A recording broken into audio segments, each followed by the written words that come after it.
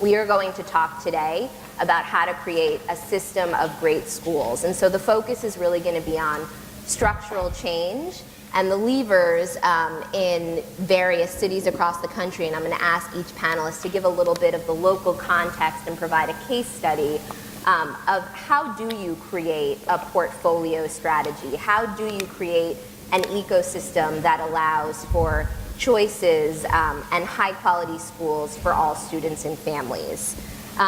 We also wanted to say that this is a very active discussion right now about what a portfolio strategy is and looks like. And so as such, there's a vocabulary being created around it right at this very moment. And so you will hear us use words like quarterback and harbor master and 21st century schools, and we will try to define those terms in context for you.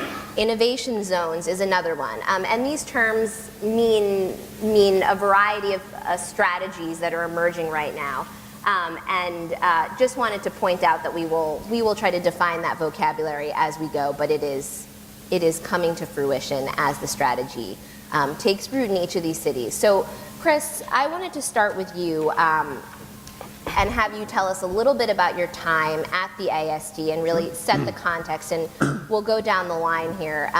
But tell us what your role was as the founding superintendent, what the vision for the ASD was, and let's start there. Sure.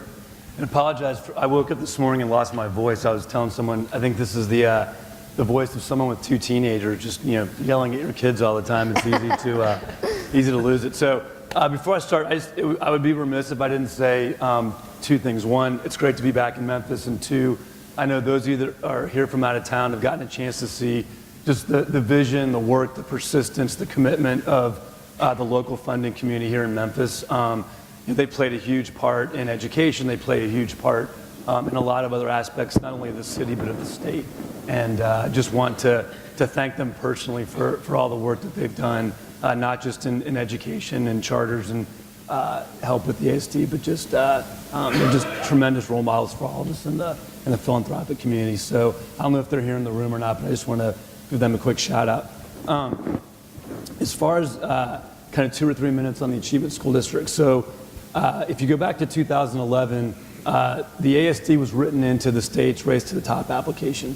And it was a time when New Orleans was about 5 to 6 to 7 years into the RSD, and the idea was, what is the state's role in the most chronically failing schools in the system? We defined those as the bottom 5%. And what we thought was that the state's role was not to just give more resources or give more time or review improvement plans, or even to just remove a principal or half the staff, but that there needed to be a governance change in how the school operated for there to be a true intervention in the school. And the ASD was that intervention. I mean, largely the way we functioned was we were a statewide authorizer that authorized charter operators to go in and to work inside existing neighborhood schools. And the trade-off was that the schools, in exchange for the facility and the autonomy to hire, run their program, and push out the resources, would go into the school and be the neighborhood school. They would serve, the charters would serve the kids that were previously zoned to that school. We ran a few schools ourselves, a small network in a community called Fraser, which isn't far from here. But of the 30 schools that we opened in the first 3 years, all but 5 of those were run by 13 or 14 different charter operators. Some local that wanted to grow, some that were coming out of an incubator that was also working as part of this grant with the Tennessee Charter Center, and then we recruited operators from out of state that we authorized to work in those schools as well.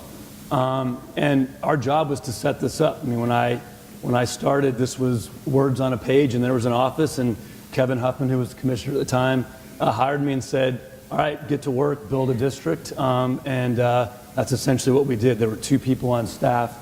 We built a small team, and I think the last thing I'd say is that we really saw the role of the district not to be the operator of the schools, but to really do 3 things. 1, authorize operators, nonprofit operators, to run the schools, push the resources and autonomy out to those schools, and then hold them accountable for results. And for us, that was, 2 or 3 years, we wanted to look at their growth and see how they were doing. And if they weren't tracking towards our school performance framework, then the idea would be that we would replace them with another operator. So the goal wasn't to close schools. The goal was to replace existing neighborhood schools with charter operators that we thought could perform at a higher level. Mary, I'm going to ask you to go next and share with us the Denver context. You've been very involved in it, over the past several years. There's a partnership with the district, working in concert with the superintendent, Tom Boasberg, but you also recently launched a quarterback organization. Share with us a little bit of the context in Denver. Gates has also driven a lot of the formation of the ecosystem. So I want you to speak to that as well, to really get to the donor role in setting the conditions for change. So just a little context on Denver, and some of it borrows from what Chris was talking about with the ASD. But Denver has a very clear understanding of how it wants to treat schools. And so when people say, what is the Denver story? I think there are three sort of main components on that. The first is really stability. I think having the same superintendent for almost 10 years, having an elected school board that has pretty much stayed aligned under the strategic plan of the district, which is called the Denver Plan, and really sort of had a clear vision of the role of the district, which isn't just as an authorizer, it also is a manager of schools. The second piece is really that it treats all schools in the same way. So whether it's a charter school, a traditionally run district school, and in Colorado we have innovation schools, which are sort of a hybrid of autonomy, that they will be, a new school will be authorized the same way, regardless of which type of school it is. A school will be closed in the same way, regardless of which type of school it is. So those different pieces, I think, really created the right way to view the role of the district. And then, the third piece is really these tools that I think lend to that. So whether that's unified enrollment, our school performance framework, all of these different pieces that apply again to all schools, I think was really critical. And then at Gates, and I also want to acknowledge, two of my colleagues, including the CEO of Gates Family Foundation. Any of us could be up here, so I'm honored to do that. But Tom Gujan and Melissa Davis are over here as well. We really, I think, have brought in, we want to do two things. One is to have some real expertise on our staff around education, and so I think part of the reason Tom hired me was because of my background in DPS. And we want to give grants, but we also want to use that expertise for initiated work. And one of those big initiative projects was creating a quarterback organization, or an organization that could really bring all the funders together and bring local and national dollars for a clear way to support the work in Denver. And so that organization is called Blue School Partners. They just got launched. We're on the board of that. But it really is turning over a lot of our sort of governing and money to this new entity that is much more driven by the community and community needs than we felt we could be as a funder. Great. Mark, Philly, some similarities to the ASD in Denver, lots of differences. 3 out of 10 public schools in Philadelphia are schools of choice. Your work initially started as sort of a seat expansion incubator, accelerator, but has evolved. So tell us a little bit about the Philly context, also some of the unique conditions around funding that have made your work more challenging, but hasn't stood in the way of progress. Sure. Good morning, everybody. It's great to be here. Thanks to Memphis for welcoming us. Part of what we do in Philadelphia is we've learned a lot from other cities. In fact, we took our mayor and some civic leaders to Denver. I first met Mary when I first took this job, because we went to Denver to learn about what they were doing there. And it was great yesterday to see the matrix of organizations that are trying to make education reform happen here. In Philly, we are a quarterback organization, as they like to call us. We are essentially we're a pooled fund. We have about 125 donors since inception who've put money in. We've raised a little over $100 million in 7 years. We primarily do that. We use that money to fund. We're a startup funder for schools, expanding and opening schools.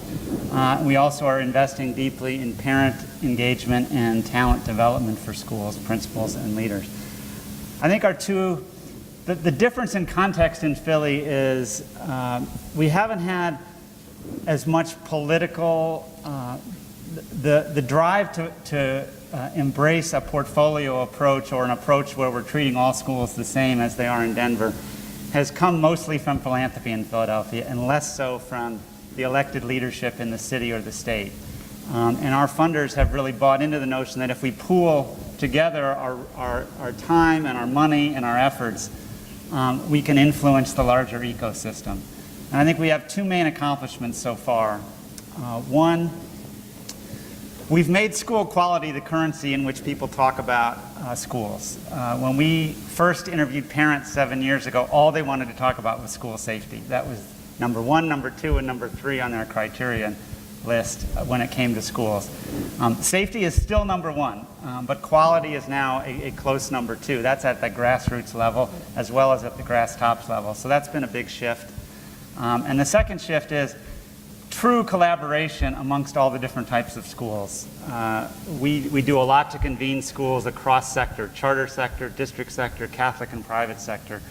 Every program we funded in the talent space is cross-sector, and there's tremendous collaboration now between the sectors in Philadelphia. That's been a dramatic change, and that has contributed to another, I think, important milestone, and you've mentioned 3 of 10. Actually, 63% of all the kids in Philadelphia today are choosing their school.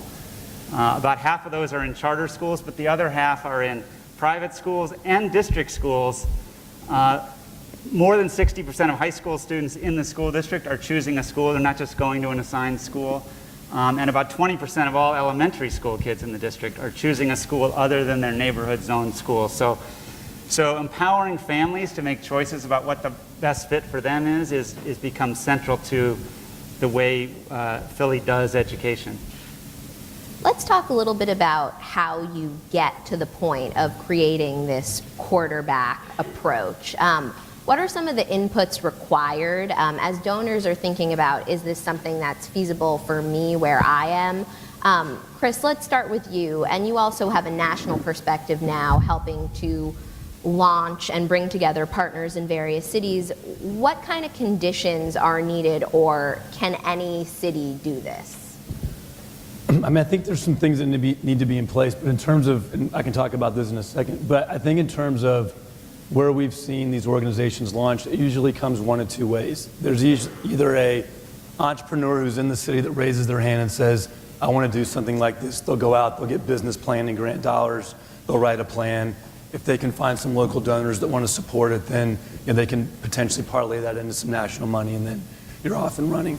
I think a second avenue for that is you've got, in a lot of places, and this was really what was happening here in Memphis when I first started, was the local funders who were most funding education were, at a minimum, talking to each other, and at maximum, were like coordinating their investments in certain types of things. And so when you see these funding collaboratives start to happen, it's a good thing, but there's not someone who, from the time they wake up till the time they go to bed, is thinking about, okay, what's the next talent move we need to make?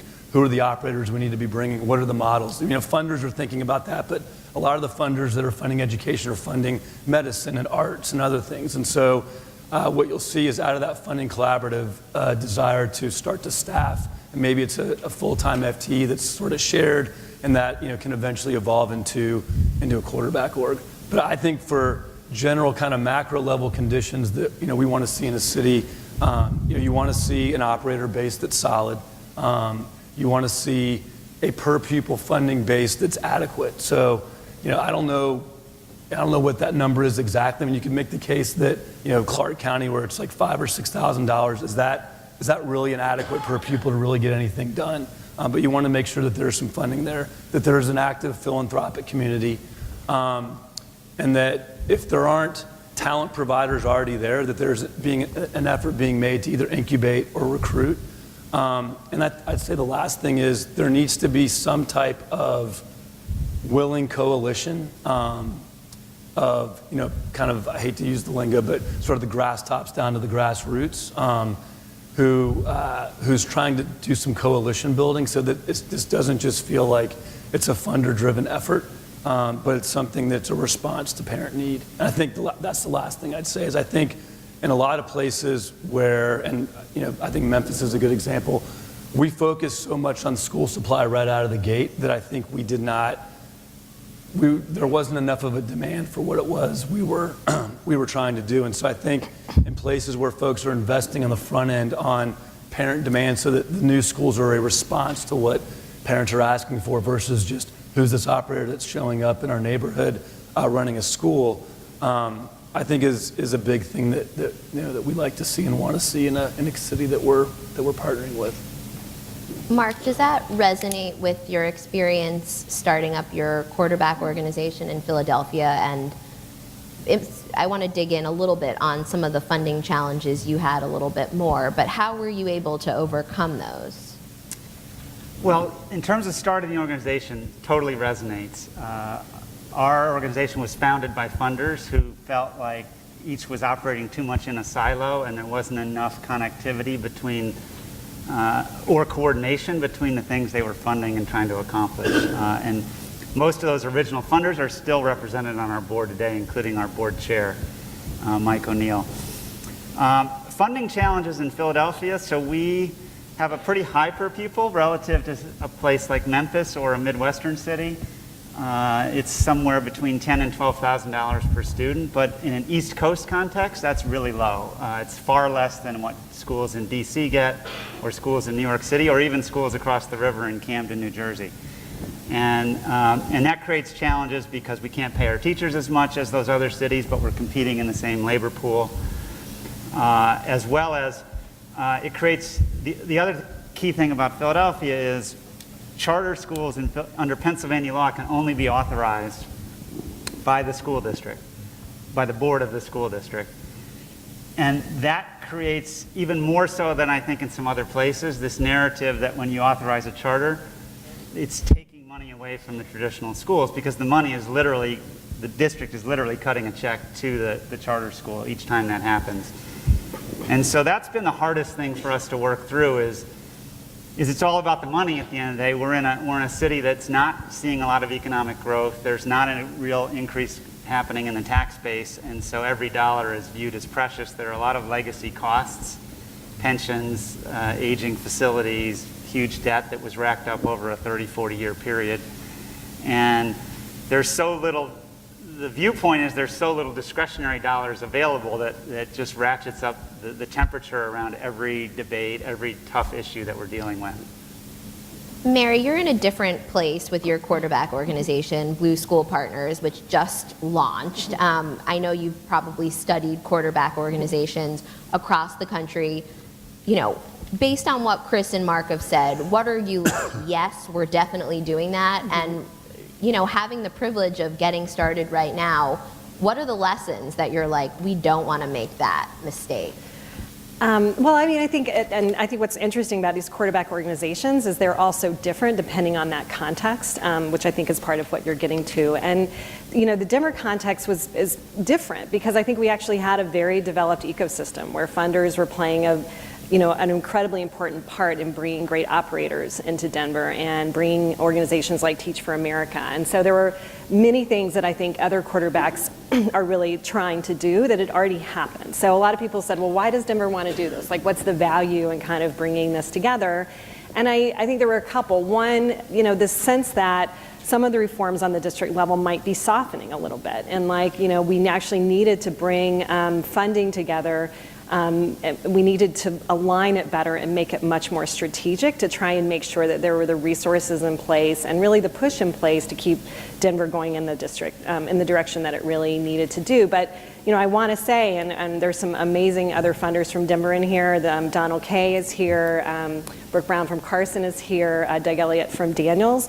All of that was already part of the story, and really got Denver to a place that I think was, you know, just made it really attractive for this next piece. The other really important part, I think, at Gates that we felt we wanted to start this BSP was that there were still deficits in the ecosystem in Denver, especially around community engagement and some other pieces. And that if we could work with national funders and local funders to really start something that was much more led and driven by the community, that really is what Denver needed to have if we're going to have sustainable reform. So there was, I think, a district play, push the district, but I think there was also like we really want to hand over to the community much more power in making these decisions, and we're willing as a funder to step back. I mean, we're still on the board, don't get us wrong, but we're playing a very different role in distributing our dollars now. So I want to Can I just add one go. thing? Yes.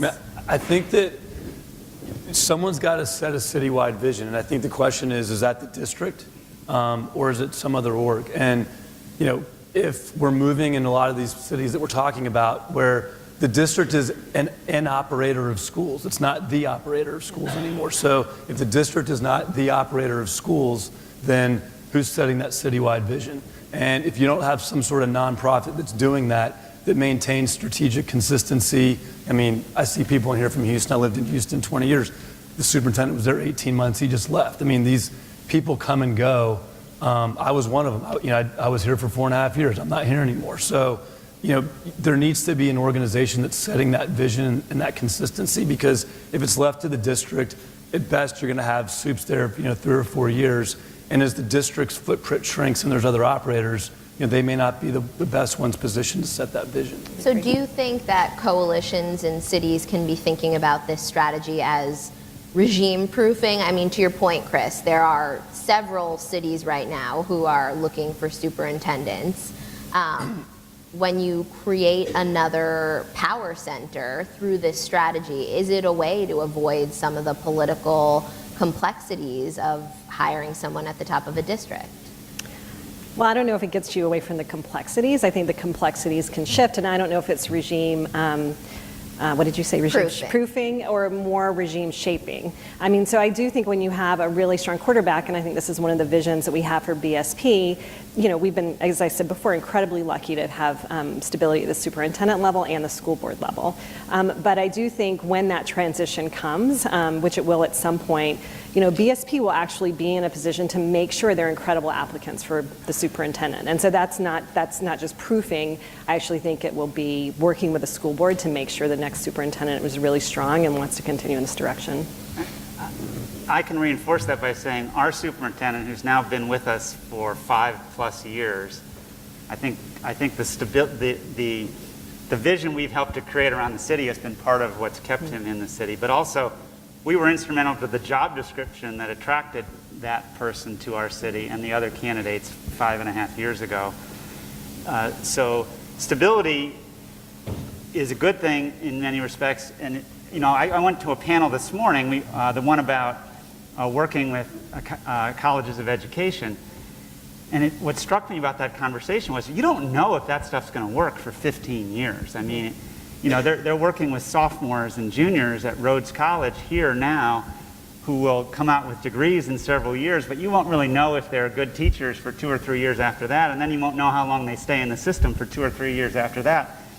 And by then, so many leadership changes could happen. Like, it's very hard to sustain some of these initiatives unless there really is a citywide vision that lots of the different partners are buying into. So what was an early indicator that you said to yourself, this is working, right? Because we know that change in education takes a while. But what were some of those early flashpoints, and even if they were more on the qualitative side, that you said, okay, we've got the right team here, we've got the talent, we've got the operators, we feel like this is promising?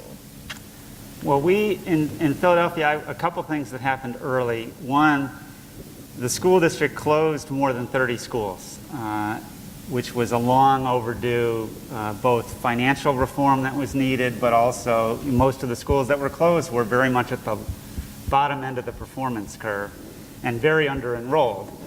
And so that was one positive signal. And then since then, about a dozen charter schools that are also on the lowest end of the performance curve have been closed.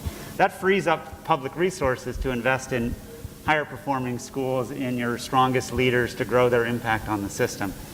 I think the second thing is we started a principal certification program that was built from the ground up by school leaders in the 3 systems in Philadelphia, Catholic, charter, and district, working together to design a program that really met the needs of our city. And that was a sign that everybody could work together on something that had a fairly long-term strategic horizon. I would say, as far as the effort here, I think it's TBD. I mean, I think we saw schools that showed growth. There's a value add measure that's been used in Tennessee for 20 years. schools that we opened that were in their second and third year saw growth. Some of those translated into proficiency, others didn't. We saw schools that made, my last year I was here, schools that we direct ran that made 20, 30 point proficiency gains in math and science. We saw schools that struggled.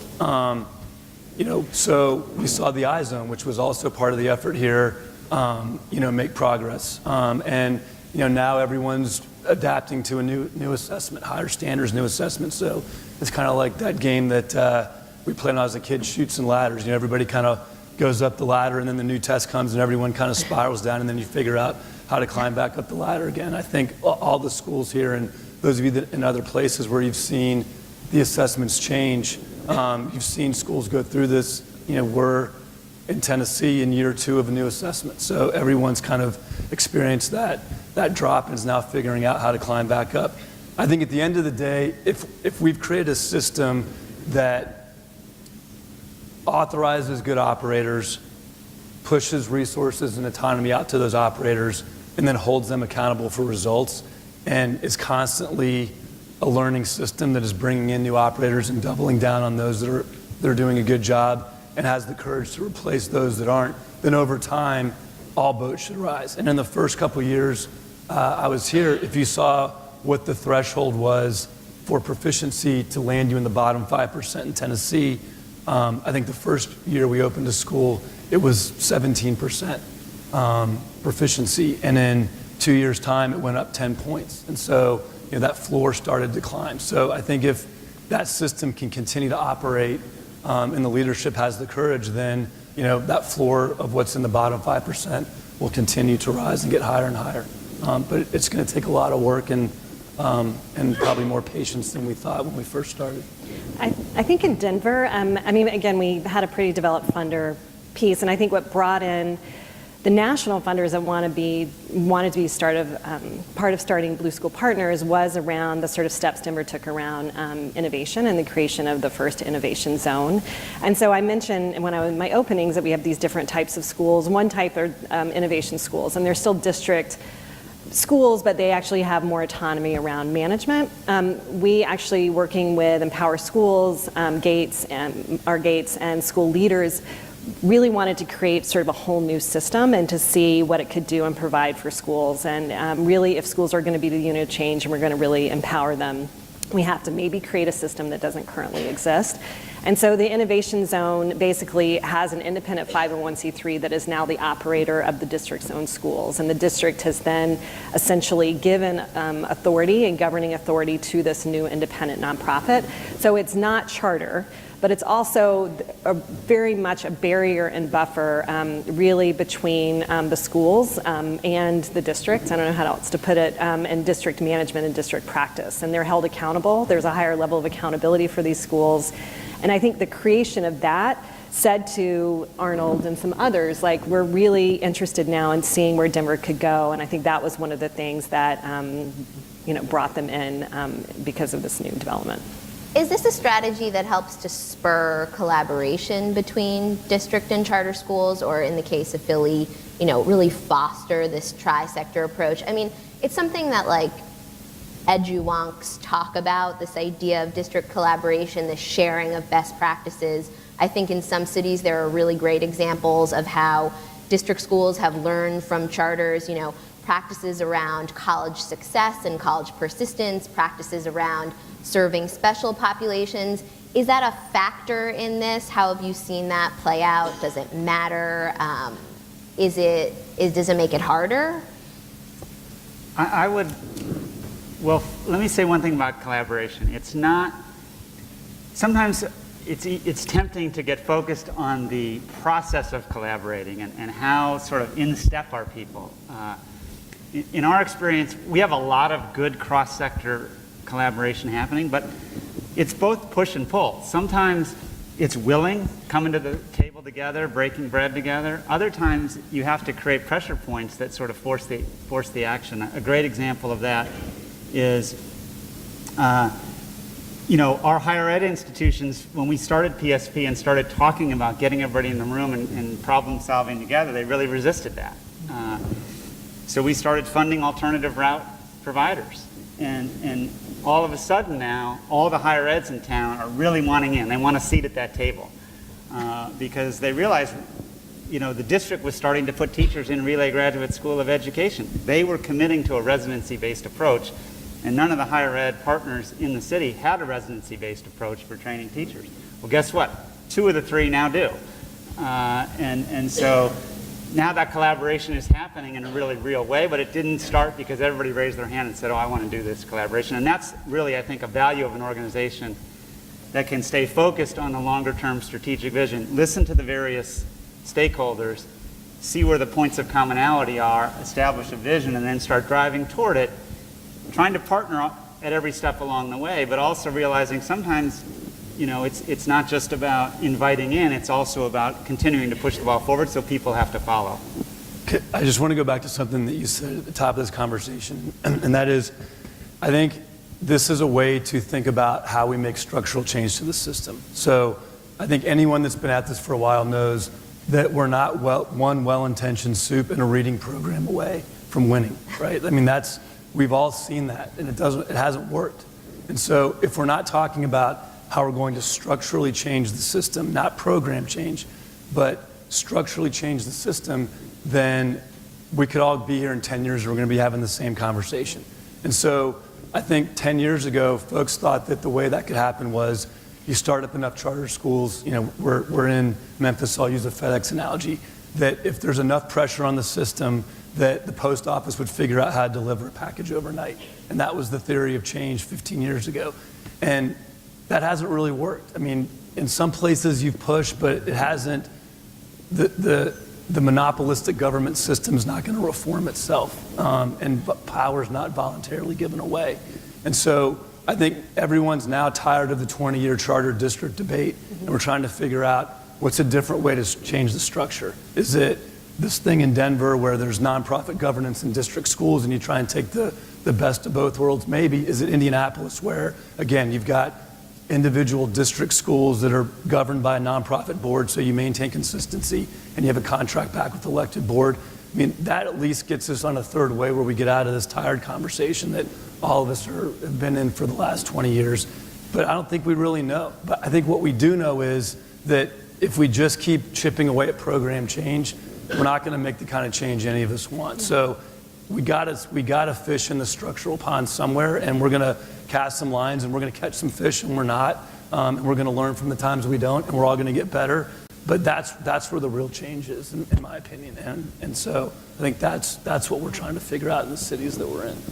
So can I just flip the script for a minute, because we're talking about this like this is the blueprint, this is what you do, of course it works, and yet, are we really reinventing the system, or to your point, Chris, are we recreating some sort of a monopoly? I mean, this is one of the big critiques and points of discussion, I think. Do we end up getting to a plateau in this strategy? Do we end up sort of recreating the conditions of the status quo? How do you guys think about that? And what are you doing to sort of make sure that we don't become the bureaucracy ourselves? I mean, I think that could happen, and so this, so it is putting different fishing rods in the water. But I think the opportunity to really, and this goes back to something Chris said originally, like what is the true purpose of the school district and the system, and how do you potentially use some of these tools to get to a place, at least where I think is much more around less managing schools, but really around equity and authorization and ensuring that schools have the autonomy to do well, and if they don't, they're closed, and that you have new schools coming on that are meeting a certain standard. So I think that, I think the innovation zone in Denver is not the answer, but I think what it is actually doing to the district is some type of positive disruption or deconstruction and getting it closer to those core places. And schools are deciding what services they're going to buy from the district. They make that decision, not the district saying, here's what you need to do. And there are so many different examples of how they're using resources differently, and most importantly, how the district, and there's only 4 schools in this zone, but how the district has had to really change the way it works with all schools based on this one small micro disruptor. And I don't know where it's going to go, and I'm sure there'll be a new status quo at some point, but for right now, we see that as a real pathway to a better functioning district. I mean, in Philadelphia, I don't think there's a lot of evidence yet that the reform is becoming this monolithic, next generation bureaucracy. I do think, we're still trying to figure out ways to break up the legacy bureaucracy within the district in particular, because of some of the financial tensions. It's becoming a little bit harder to grow the charter sector, and there's a willingness on the school board's part to follow Denver's lead or Indianapolis's lead and bring more autonomy into district schools, but they're really still finding their way in terms of how do we do that. We have a pretty challenging union context, probably harder than either of those cities. So we're still figuring that out. The one thing I will say about the bureaucracy, we all, most of the folks in this room that I know, we value this principle of autonomy quite a bit. But when you look at the highest performing charter networks in the country, they're not really autonomous at the school level. Right. Yeah. They started one day with one school and it was very autonomous and they could blue sky their plans. But Success Academy today, everything's driven. There's a central strategy and everybody's following the same playbook, down to the fact that they're trying to have the kids learning the same lessons on the same day across the whole network. Same thing with Mastery Charter Schools in Philadelphia or most of the other high-performing CMOs. So I'm not sure it's school-level autonomy that's the North Star here that we're all facing. There's a point at which systems become too big to manage effectively. And I don't think we know yet in a charter context, like when do you start to hit the limits of that. But there's probably not a world where Success Academy has 1 million students in it and they're getting the same results that they are today. Well, if you're Eva, you might disagree with that, Yeah, but Eva that's probably would another disagree point. with me, That's which another discussion. I would love to have that debate. I guess I think about maybe a slightly different question, and that is what is the role of government? And I think the role of government in K-12 education is to be a regulator. It's to regulate performance. It's to find different operators, different models. Parents want choice. I don't care who you are. If you have enough money, you move to the right neighborhood and you exercise that choice through your mortgage. You send your kid to private school. Any city you look at that has charters, the line goes in one direction. It always goes to more market share. So to me, the role of government is how do you find the right choices and respond to family need? How do you regulate what those choices are? And we can disagree on how much regulation. That's a conversation you have in every sector. Republicans probably think very little, and Dems probably think more than Republicans do. But there needs to be a floor on what type of regulation exists, and that should be the role of government. And the district should operate however many schools it can operate well. And in some districts that may be 50, and in some districts that may be 0. But they should not have a right to the schools. And there should be enough choices where parents can decide where they want to send their kids. So I think if that's the new bureaucracy, then I think, to me, it's still bureaucracy, but it's a better version than what we're all living in right now. So before we turn it over to questions, I want to ask a little bit, I want to ask each of you to reflect on the demand side of all of this, some of the advocacy investments you made that you feel have been more successful. You all identified it as a challenge up front. And ultimately, it's parents voting with their feet. It's parents having access to transparent data information to be able to make good choices. But, we also, as reformers, have struggled with some of the authenticity of the parent engagement work that we've supported and funded. What has worked in each of your cities, and where do we still have more room to grow on that? Well, I'll start. The woman sitting right over there, Sarah Carpenter, I think is a role model for what this looks like in other places. And I'll never forget the first community meeting I did in Memphis was at Northside High School. We were explaining what the ASD was, and as you can imagine, most of the folks in the room who were teachers at the school were not happy with what we were saying. And I was just getting lambasted. And Sarah stood up and said, you know what? I don't know this guy, but I know you because my kids went to this school and they left and they can barely read. So I think we should all sit down and listen to what this person has to say. And the room changed on a dime. And to me, that's the power of a parent voice and her leadership in this city and helping others around the country do this type of work. Parents want the information, they want choices. And I think we've been quick to, like I said earlier, err on school supply and operators and talent. And then we don't think about that till everyone's already mad.